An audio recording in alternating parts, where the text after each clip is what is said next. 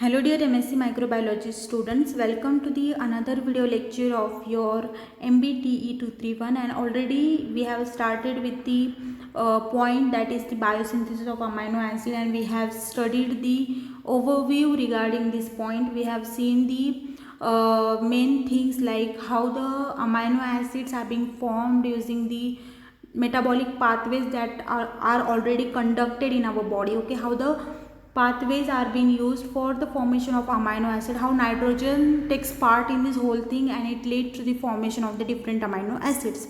Now in this lecture we are going to start with the biosynthesis. We have taken up the overlook and now we will start with the synthesis of the each family of the amino acid. As I told you, there are about 5 families, and one of them is the histidine also, and those families are classified accordingly that which kind of a precursor molecule is involved in the formation of amino acid. Okay, जो precursor involved होगा and जो precursor जिस pathway से आएगा, okay, और वो pathway and वो precursor will be used for the classification. Okay, उसके बेसिस पे ही क्लासीफाई किया गया है कि कौन सा प्रिकर्सर मॉलिक्यूल जो है वो इन्वॉल्व है in the formation of the amino acid. So now without wasting any further time we will just start with the biosynthesis. So हमने जो देखा था लास्ट लेक्चर में भी कि अमाइनो एसिड जो होते हैं 20 अमाइनो एसिड होते हैं, सभी की सभी हमारी बॉडी में फॉर्म नहीं हो पाते, कुछ हमें बाहर से लेनी पड़ती. ठीक है, तो मैकेनिज्म जो होती है वो थोड़ी सी अलग होती है हम में और प्लांट्स में सभी ऑलमोस्ट सभी अमाइनो एसिड फॉर्म होती है, हम में नहीं हो पाती. तो इसलिए हमारे पाथवेज और उनके थोड़े से मॉडिफाइड पाथवेज भी हो सकते हैं, लेकिन काफ़ी सिमिलरिटीज़ भी है. ठीक है, तो अगर बात करें अमाइनो एसिड सिंथेसिस की, तो जनरली ये जो प्रोसीजर्स होती है एटीपी यूटिलाइजिंग प्रोसीजर्स होती है. ठीक है, हाई एनर्जी प्रोसेस होती है और इसलिए ये इरिवर्सिबल प्रोसेस है. ठीक है, मतलब एक बार हो गई तो हो गई. ठीक है, और कंटिन्यूएशन होने के लिए भी कंटिन्यूसली होती रहे, इसलिए भी एक इरिवर्सिबल प्रोसेस है.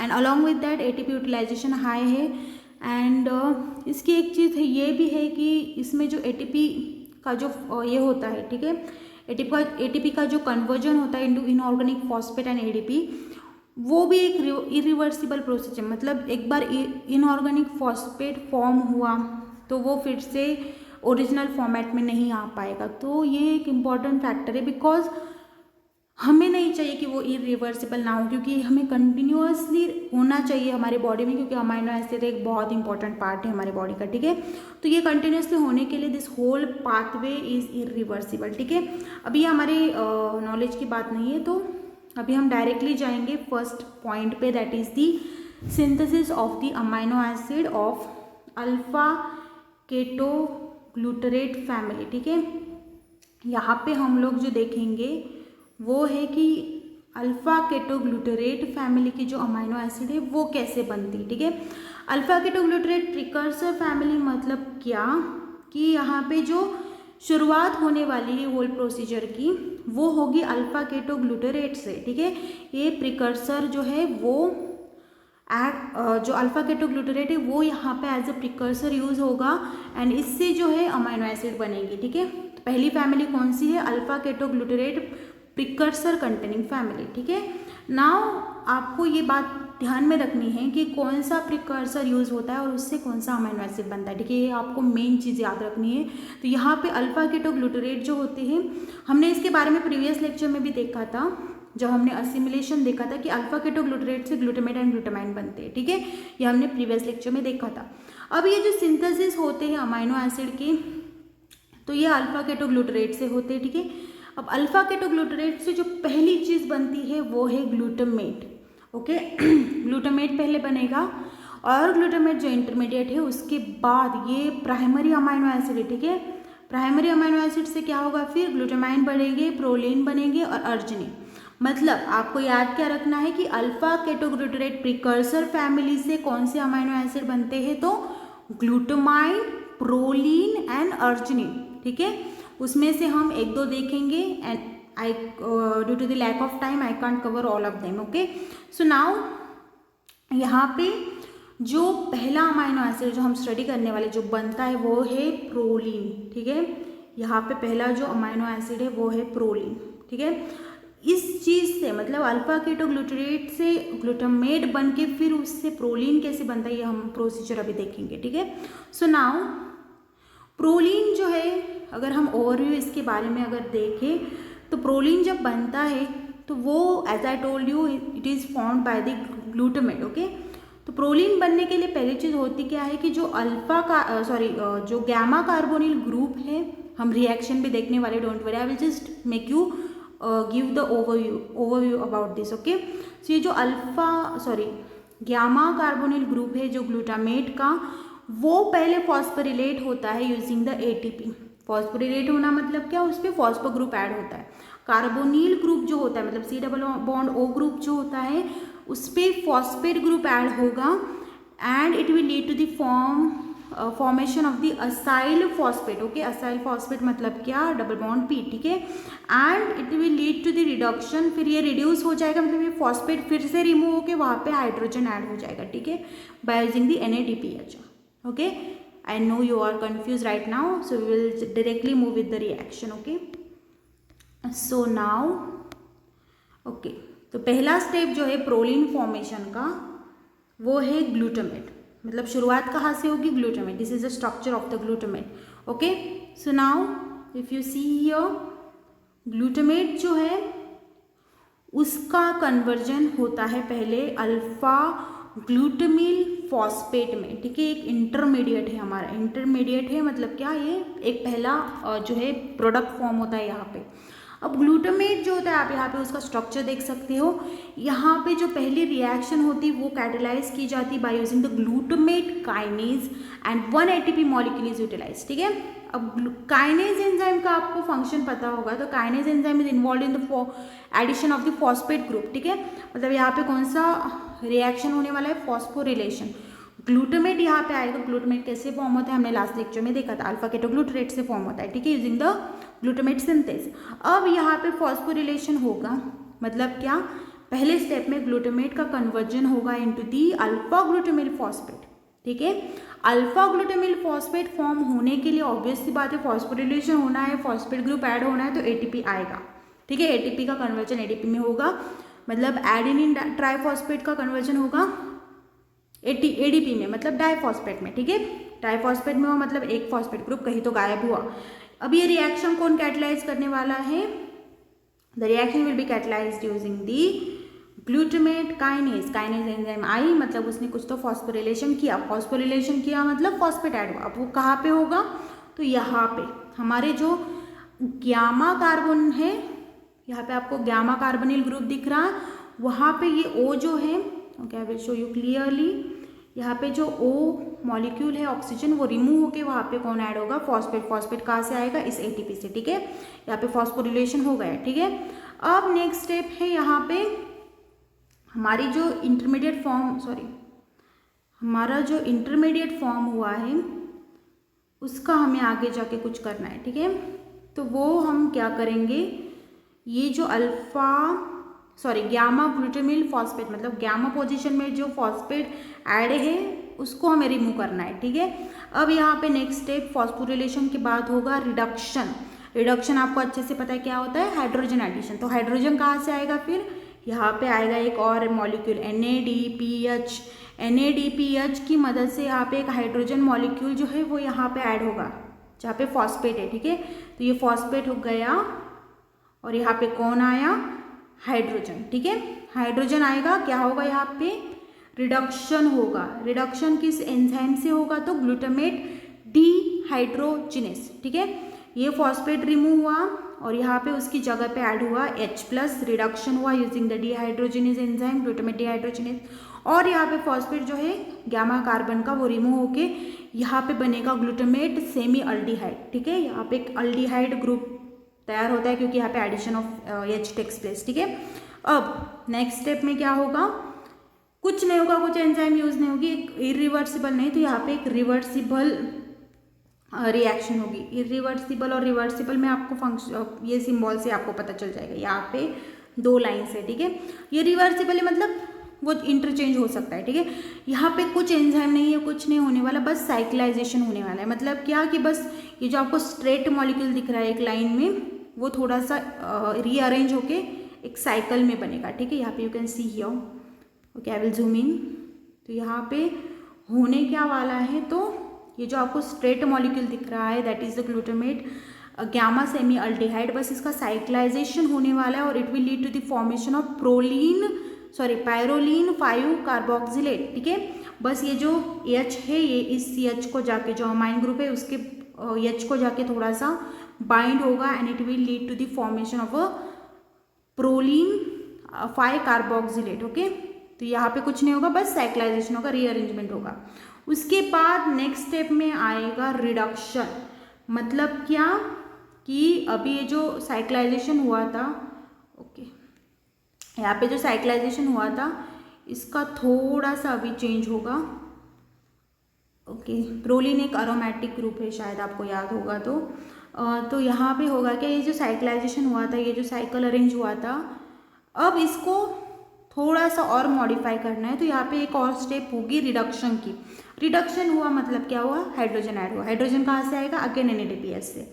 यहाँ पे एंजाइम कौन सी यूज होगी, प्रोलीन कार्बोक्सिलेट। तो यहाँ पे हाइड्रोजन कहाँ पे ऐड होगा, तो ये जो आपको डबल बॉन्ड दिख रहा है इस स्टेप में या फिर इस स्ट्रक्चर में, वो डबल बॉन्ड जो है, okay, I will zoom here, okay, ये जो डबल बॉन्ड है वो यहाँ पे using this enzyme pyrroline reductase break हो जाएगा और यहाँ पे एक और C के साथ 2 H ऐड होंगे, CH2, ठीक है। कुछ नहीं होगा, बस एक H मॉलिक्यूल ऐड होगा and it will lead to the formation of the structure that is the proline. यहाँ पे रिडक्शन होने की वजह से एक और H मॉलिक्यूल ऐड होगा, ठीक है। अब ये हुई बात प्रोलीन के सिंथेसिस की। अब एक और अमाइनो एसिड की हम देखेंगे, वो है अर्जिनिन का कैसे सिंथेसिस होता है यूजिंग दी ग्लूटामेट, ओके। क्या क्या आपको रिएक्शन याद रखने की, अल्फा केटोग्लूटरेट से क्या बनता है, ग्लूटामेट, और ग्लूटामेट से बनता है प्रोलीन और अर्जिनिन, ठीक है। 2 याद रखो फिलहाल आप। तो यहाँ पे ओके, सॉरी, ओके, यहाँ पे आप देख सकते हो पहला जो स्टार्टिंग का प्रिकर्सर है वो है ग्लूटामेट, ठीक है। जैसे वहाँ पे था यहाँ पे भी वैसा ही है। तो रिएक्शन क्या आपको प्रैक्टिस करनी पड़ेगी, आपको मैं नोट्स प्रोवाइड कर दूंगी, don't worry about it. Just अगर रिएक्शन भी ना याद रहे तो भी चलेगा, लेकिन आपको कौन सी स्टेप पे कौन से अमाइनो एसिड कौन सी इंटरमीडिएट फॉर्म होते हैं ये आपको याद रखनी है, ठीक है। सो बी केयरफुल विद दैट, ठीक है। नाम एटलीस्ट याद रखो, रिएक्शन नहीं रहेंगे तो भी चलेगा। So now here you can C glutamate जो है हमारा जो नॉर्मल सा मॉलिक्यूल है, अब इसको हमें थोड़ा सा मॉडिफाई करके हमें बनाना क्या है, अर्जिनिन, ठीक है। अर्जिनिन एक बहुत इंपॉर्टेंट अमाइनो एसिड है। अर्जिनिन जो होता है ना वो यंग जो वी कैन से चिल्ड्रन होते हैं उनमें बहुत इंपॉर्टेंट अमाइनो एसिड है, बहुत उनको ज़रूरत पड़ती है ग्रोथ के लिए। तो अर्जिनिन एक बहुत इंपॉर्टेंट अमाइनो एसिड है। तो यहाँ पे उसको फॉर्म कैसे होना है वो हमें स्टडी तो करना पड़ेगा फिर। तो ये ग्लूटामेट जो होता है, using the glutamate trans acetylase, यहाँ पे फॉर्म होगा यन ग्लूटामेट।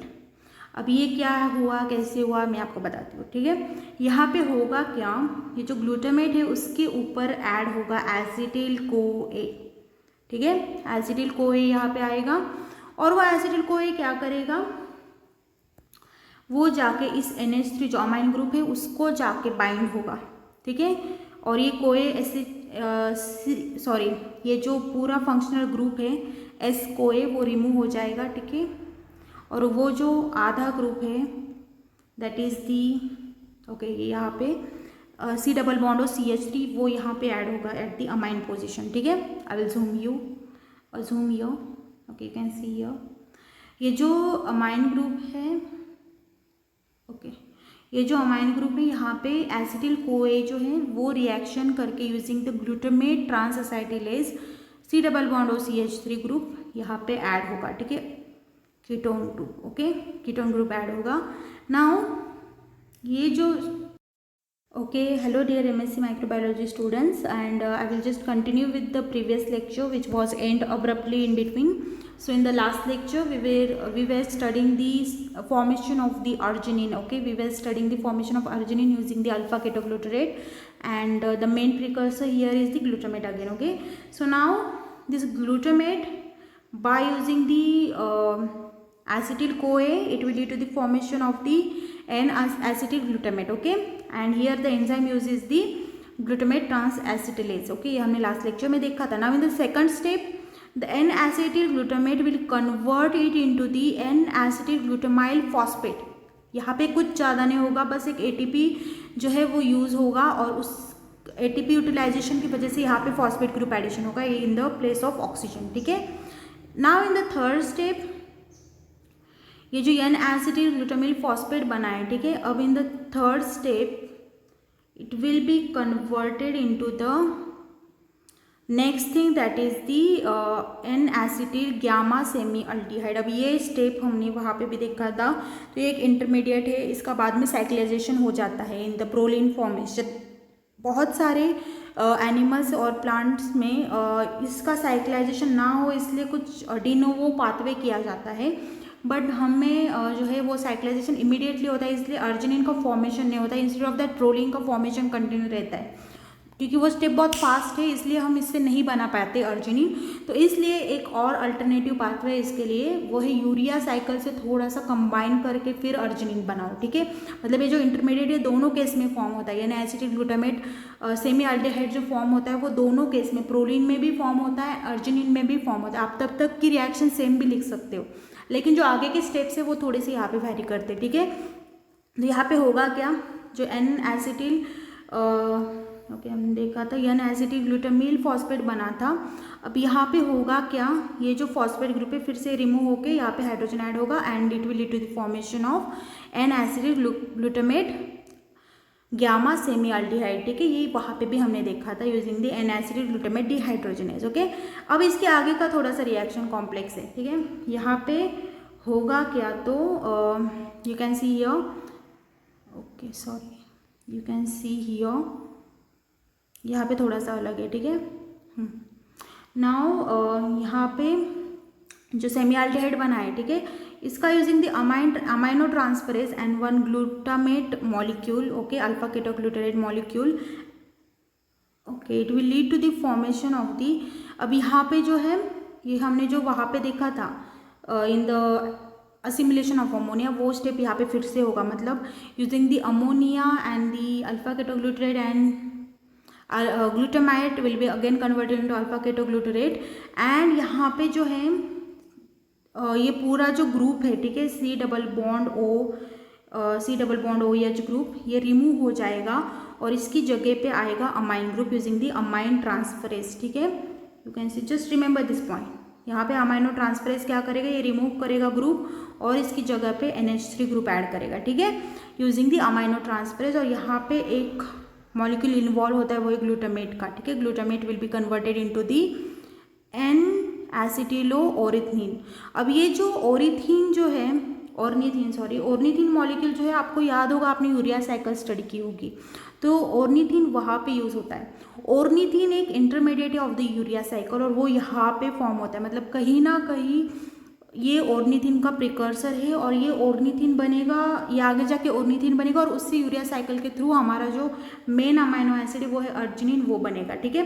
अब वो कैसे बनेगा, ये जो आपको दिखा अभी जो एन एसिटिल ऑर्निथीन बना है उस पे जो है एन एसिटिल ऑर्निथिनेज, ठीक है, मतलब इस ग्रुप को तोड़ने वाली जो एंजाइम है एन एसिटिल ऑर्निथिनेज वो एक्ट करेगी। It will utilize one H2O and also ये जो आपको पूरा ग्रुप दिख रहा है, ठीक है, जो कहाँ से आया था, एसिटिल कोए से, वो एसिटिल कोए का ग्रुप रिमूव होके, okay I will show you very clearly, okay, ये जो एसिटिल कोए का ग्रुप है, ये जो पहले ऐड हुआ था एकदम फर्स्ट स्टेप पे, वो रिमूव होके यहाँ पे NH3 ग्रुप ऐड होगा using the N acetyl ornithinase. NH3 group add होगा एज वेल एज एक यहाँ पे H2O मॉलिक्यूल यूटिलाइज होगा, ठीक है। H2O मॉलिक्यूल यूटिलाइज होने के बाद एंड NH3 ऐड होने के बाद नेक्स्ट ये जो पूरा प्रोडक्ट फॉर्म होता है वो है ओरिथिनीन, जो हमारा यूरिया साइकिल का एक इंटरमीडिएट है, ठीक है। अब यहाँ से होगी यूरिया साइकिल, ओरिथिन से यूरिया साइकिल कंटिन्यू होगी और यूरिया साइकिल होने के बाद जो लास्ट प्रोडक्ट फॉर्म होगा वो होगा अर्जिनिन। अब यहाँ पे आप देख सकते हो यूरिया साइकिल के थ्रू क्या क्या चेंजेस हुए, तो ये जो NH3 है, ठीक है, उसकी जगह पे एक H मॉलिक्यूल रिमूव होके यहाँ पे पूरा ग्रुप ऐड हुआ, C double bond NH2 and NH2, ठीक है। तो कुछ आपको याद नहीं रखना, बस ये याद रखना है कि ओरिथिन फॉर्म होगा और ओरिथिन के बाद अर्जिनिन। ओके, ज़्यादा कुछ कॉम्प्लेक्स नहीं है। और ये यूरिया साइकिल के थ्रू होता है। वो प्रोलिन के साइकिल जो है, आपको प्रोलिन की साइकिल अगर समझ में आ गई तो आधी तो आपकी अर्जिनिन के साइकिल भी, नॉट साइकिल सॉरी, रिएक्शन भी याद हो जाएगी। लेकिन उसके आगे का स्टेप थोड़ा सा कॉम्प्लेक्स है।